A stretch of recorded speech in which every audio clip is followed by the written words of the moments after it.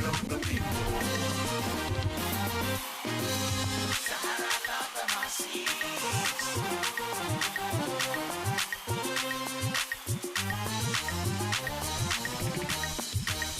Sahara. Eric Williams here for Sahara Television. In this segment of Black History Month, we will take a look at a man who is largely forgotten.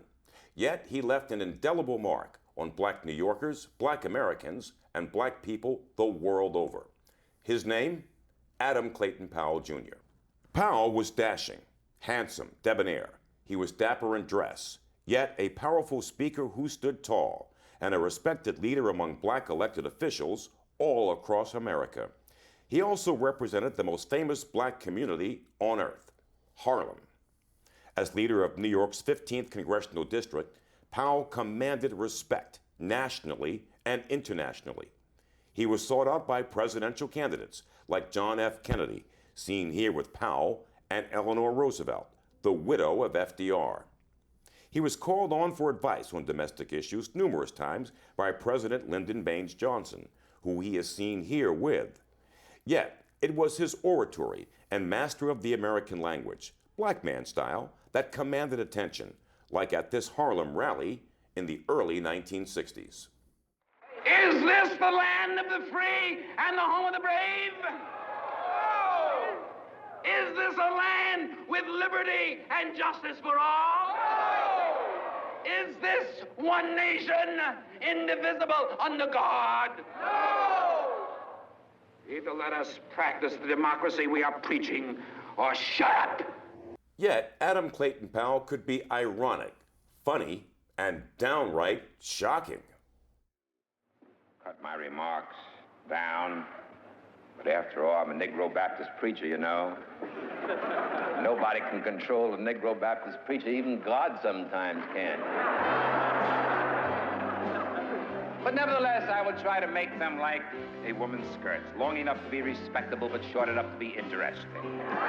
A contemporary and friend of such notable Black American icons as Martin Luther King, Jr., and, of course, fellow Harlem icon Malcolm X, Adam Clayton Powell played an important role as a lawmaker.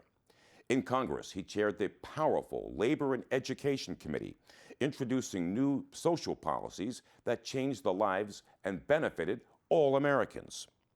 Powell was married 3 times and fathered 3 sons, one of them Adam Clayton Powell IV, a former New York City Councilman and a former state assemblyman representing Harlem. Adam Clayton Powell IV joins us in the studio. Assemblyman, welcome to Sahara Television. Good to see you here. Thank you so Adam. much, Eric. Great to be here. It is good to see you. Now, I got to ask you just a couple of things. What does the legacy of Adam Clayton Powell mean for you and for Americans, especially Africans, all over the world? What do you think it means, especially in this Black History Month? Well, you know, my father was a man well ahead of his time. You know, he fought to integrate 125th Street when blacks could not work on 125th Street unless they were light white and damn near white, as they say. And he fought that with a picket, a boycott. You know, don't buy where you can't work. It sounds simple today, but back in the 1930s, late 20s, to tell a group of church-going, law-abiding people to protest and picket in front of the stores that they buy their clothes was a very difficult proposition. You got to remember, this is all before the Civil Rights Movement. And so that began to make a name for him and for the community. He boycotted and picketed with against Con Edison for jobs for black people, people of color, against the telephone company. He told people, for example, every time you make a phone call, dial the operator first. Even if you have no need to dial the operator, even if you know who you're calling. That did is that it flooded the lines so much so that the telephone company had to bow down to the, you know, Demands of the community? Sure, fair demands for fair and equal employment. Sure. And so he did a lot of these things before he was elected. And of course, then he was elected the first black of the New York City Council, the first black in the United States Congress from the Northeast. And it wasn't just the fact that he was the first. A lot of people just get there and then just rest on the laurels. My father just, you know, he fought the system. He held his head up high. He told the white man, I'm just as good, if not better, than you are. And I think, Ebony Magazine, and they had a list of the 25 coolest brothers of all time. And this is about 3-4 years ago. My father and Barack Obama were the only political figures. The rest were like, Michael Jordan. Entertainers. Yeah, Jay-Z. Yeah, of course. Prince, Michael Jackson. And what Ebony said, I think is the essence of it. What Ebony said is what made Powell cool is that he fought the power and he was the power all at the same time.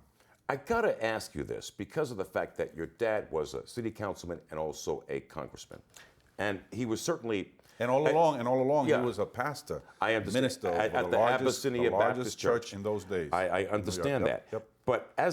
But you yourself, you've served in political office. You've ran successfully a couple of times and you've lost a couple of elections. But in working as a lawmaker, what has that meant for you in your life, in your career? It's got to be a tough job to get the job, to go out and, press the flesh and so forth. And then, yes. And it's unfortunate because every time I run, of course, the media wants to make the comparison with my father, and no one can ever fill those shoes. And I'm not, running just because I want to follow in his footsteps or do as he did. Not at all. I mean, I'm just doing my part. His legacy is not just my legacy because I'm his namesake. His legacy is our legacy. I think we should all learn from the way in which my father served our communities and our nation.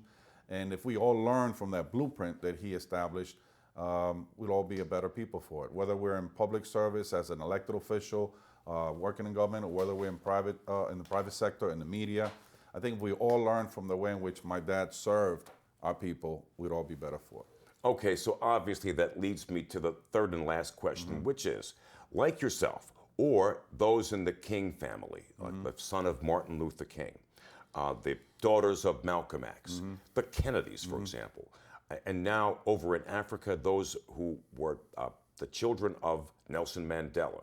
It's got to be a tough act to follow. What was it like for you? You did talk a little bit about that in my second question, but what was it like for you? One of the things actually that helped me, ironically, is the fact that my father passed away when I was a little boy. So as a result, I didn't have to grow up with that shadow, going to press conferences, which obviously, I wish I would have. But because I didn't, I really grew up like any other kid in the neighborhood. I truly did. I'm sure, my kiddie friends' parents knew about my dad, but my kiddie friends, my friends, when I was 10, 11, 12, they really didn't know about my dad. They didn't. Now they're finding out about him as I'm, in the public service. So I grew up, again, I repeat, as any other kid in the neighborhood, and I think that grounded me. So I'm not trying to live up to a legacy.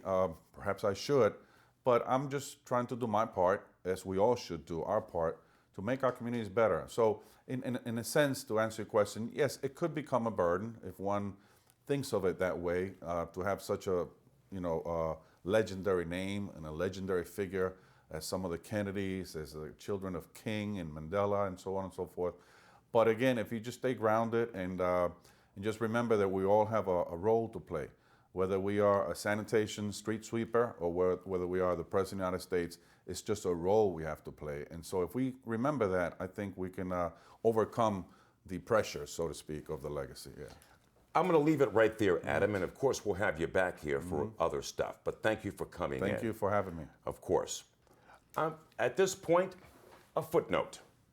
There is just not enough time to fully detail the life and importance of Adam Clayton Powell, Jr. Yet there have been over 24 books written about his life, including 2 movies, a documentary film and a feature film. Yet he was also a man who could have passed for white, but he would have none of it. Adam Clayton Powell proudly identified himself as African American. Right now, a major thoroughfare, 7th Avenue, now bears his name, along with the tallest building in Harlem and a statue of his likeness in what is now called African Square. Yet Powell was one part of a 3-tiered movement for social change in America back in the 1950s and 1960s. We all know of Martin Luther King and Malcolm X on the activist side. Some have heard of Thurgood Marshall, the civil rights attorney. It was Marshall who fought and won the most important Supreme Court battle affecting non-white Americans ever. in a case called Brown versus Board of Education. Yet, the changing of the law inside the American Congress would not have occurred without the work, hard work at that, of Adam Clayton Powell, Jr., a giant among giants in the African American community. And that's just part of the story of Black History Month. For Sahara Television, I'm Eric Williams in New York.